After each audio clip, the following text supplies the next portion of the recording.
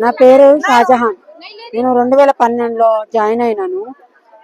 అయితే ఆ 2018లో 4000 జీతం. నాకు 4000 జీతము.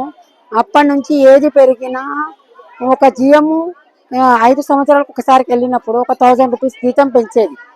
తర్వాత 2018లో పద్మనాభం సార్ అని జిఎం ఉండే, ఆయన 900 రూపాయలు పెంచిండు. ఈ జిఎము 2020లో వచ్చి ఈ అది కరోనా వచ్చింది.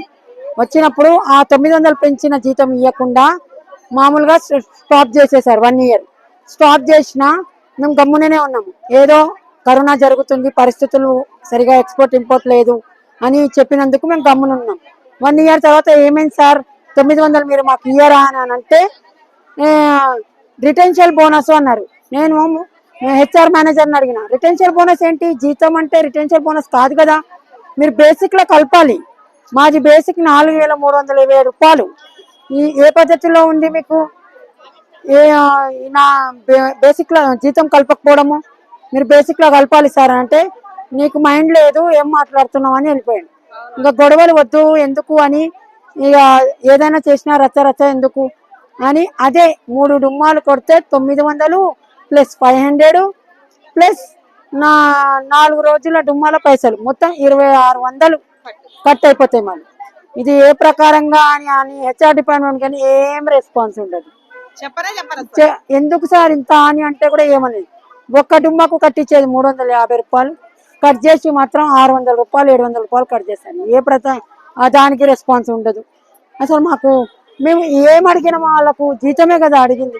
సార్ మీరు వెళ్తున్నారు, మాకు ఎంత కొంచెమో అంత జీతం పెంచండి అంటే పెంచే ప్రసక్తే లేదంటే, నిన్న మొన్న వచ్చిన వాళ్ళకు అదే 10,500 ఆ శాలరీ, అది కూడా రిటెన్షియల్ బోనస్ ప్లస్ అటెండెన్స్ బోనస్తో సహా.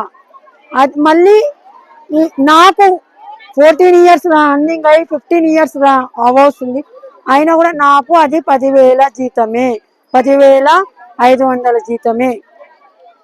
ఇదేమన్నా ఆబ్సెంట్ అయిపోతే 8,000.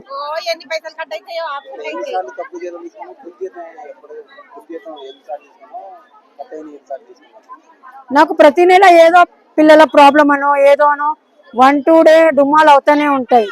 ఇంకా లీవ్ అడిగితే ఇస్తారు, ఇంకా ఊకే ప్రతి నెల ఇవ్వాలంటే కాదు కదా అని ఇయ్యరు. ఇక నాకు ప్రతి నెల ఏదో ఒకటి ఫుల్ జీతమే రాదు. ఇంకా అతి కష్టం మీద ఏదో ఒక నెల 2 నెలలో ఎత్తుతాను. అలానే ఏం లేదు, కానీ కాకపోతే ఎక్స్పీరియన్స్ అంటూ నాలో ఏం లేదా.